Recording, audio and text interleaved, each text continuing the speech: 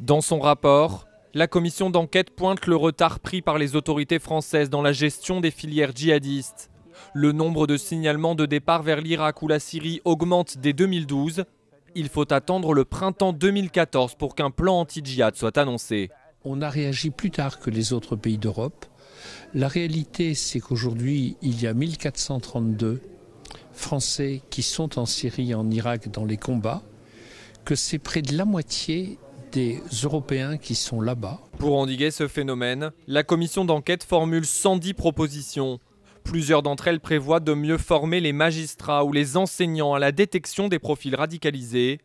Autre proposition du rapport, le fonctionnement 24 heures sur 24 du Centre national d'assistance et de prévention de la radicalisation. C'est lui qui reçoit les signalements de dérives djihadistes. Une fois repérées, ces personnes seraient ensuite suivies en temps réel par un référent, avant d'être dirigées vers des programmes de réinsertion au cas par cas. Des propositions qui supposent des moyens, alors que selon le rapport, les services sont déjà débordés. Un constat largement partagé. Les effectifs à la DGSI étaient totalement insuffisants pour canaliser ce qui semblait être une menace nouvelle. La commission propose de renforcer les effectifs, notamment en milieu carcéral. Le rapport sera présenté aujourd'hui au Sénat.